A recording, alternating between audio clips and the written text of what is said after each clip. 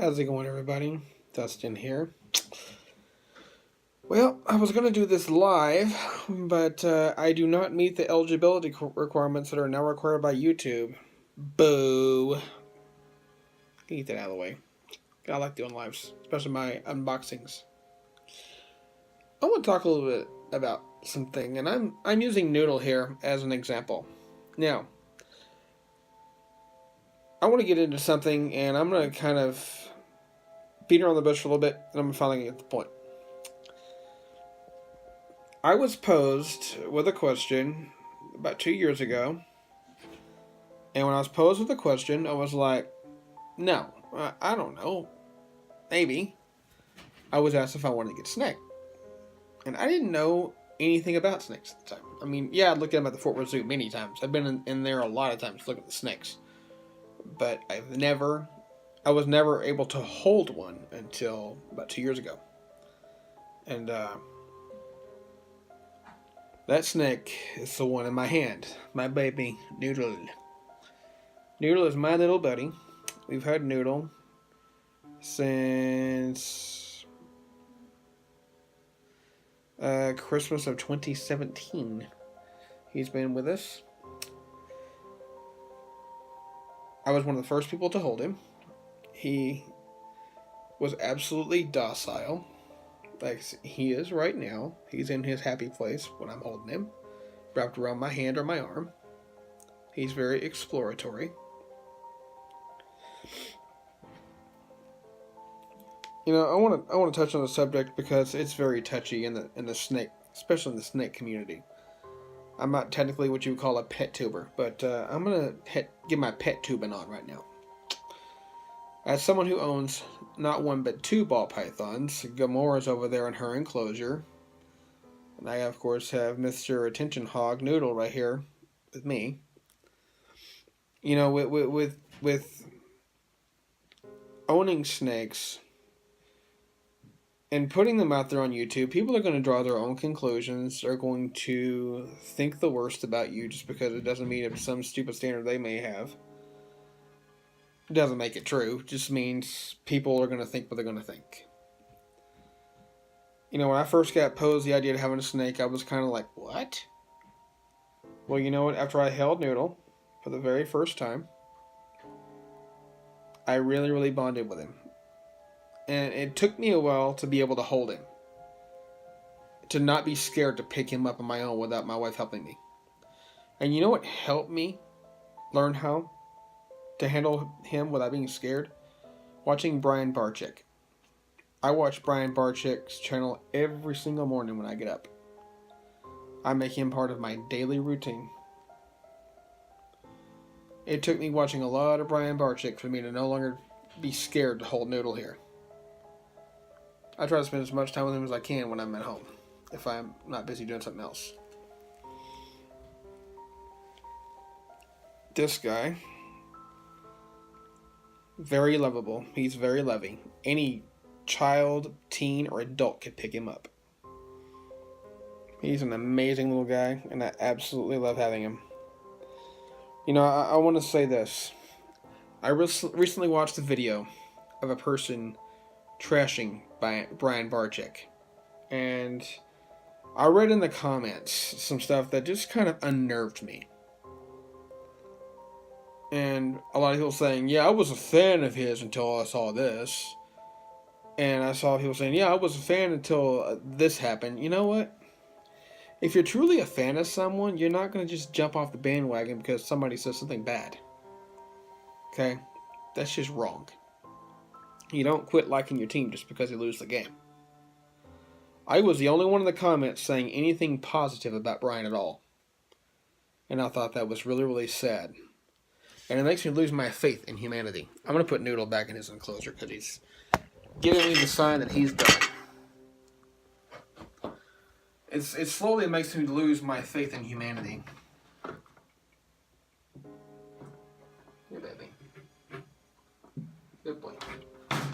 It slowly makes me lose my faith in humanity. Whenever, you know, I sit there and I read slandering, trashing comments. People saying bad things about how they hate him and things like that. All people are doing is just jealous of his success. Because he's having success and they're not. So they're using a big name to get views on YouTube, which is a very shallow move. The person who made the video does not realize they are seriously in danger of getting themselves in trouble with the law, for one. Brian has every right to take legal action against this person. They used footage on his channel without his permission. Or Lori's permission. Lori was in the video too, as was Noah. I'm sure Noah was around, even though he wasn't in the actual video that showed. I was the only one who took up for Lori and Brian Barczyk in an entire thread on YouTube, and it was very irritating to read everything that I saw. I'm someone who is a pet tuber. You don't need to be a yak. You can watch Noodle while I talk. As a pet tuber, here, I'm not really what you call a pet tuber, although I could technically pet tube if I wanted to. I do fishing and I do photography. But one thing I will not do is stand by and watch an innocent person be blasted like that. And then people trash him and not one human decency having person saying anything good about him. I'm an autistic person and I do not do well with people. But I especially don't do well with those who treat others like garbage like that.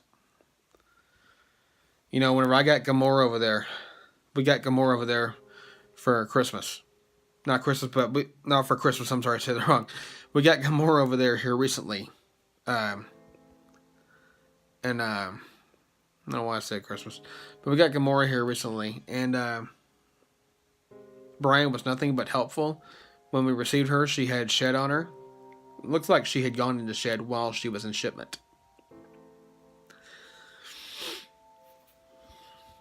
And Brian Barczyk was nothing but helpful with any question I had on Twitter. He went out of his way to help me and answer my questions for me. And he checked to make sure everything was alright. And told me to give him feedback if I wanted it. And I gave him all the feedback that I had. He was amazing. And it really, really impressed me just how amazing that man was. So, anybody who wants to trash Brian Barczyk, you're doing that man a disservice and you all owe him an apology, in my book. You know, I will always stand up for someone who's being bashed for no reason. Joking's joking, but that wasn't joking, that was dead serious. As a photographer, I don't use anybody else's photos without their express written permission. It's a rule. I've had people use my photos without mine, and it unnerved me. Because it's intellectual theft. But you know, people do it anyway. People are going to do what they're going to do because they're just people. And, it's just really, really hard for me to sit back and watch it as it happened. I wasn't not going to watch the video, then I decided to watch the video, then I was sorry that I'd even turned it on. Noodle hears my voice, that's why he's moving erratically. He's like, Daddy, I'm still here. You know, I have Bun Bun over there. He's my rabbit. Gamora's in her enclosure here. She's camera shy. Noodle's in here, basking. Yeah, he's going over here to the cold side now. But you know, doing things like that was done to Brian is uncalled for, and it was just plain wrong. I just want to come on my YouTube and say that. I'm not going to use his name for views. I'm not even going to hashtag him, because that would be just wrong. And if I did hashtag him, I mean, hopefully he would be okay with that. But I wanted to come on here and I wanted to speak to it in his defense. People need to show each other respect. I know we all like to joke around and clown around if we're actually joking around. But these people weren't joking, they were dead serious. And it was dead wrong. Everything the person said in the video was absolutely false. And then trying to claim that they knew facts when they didn't know anything.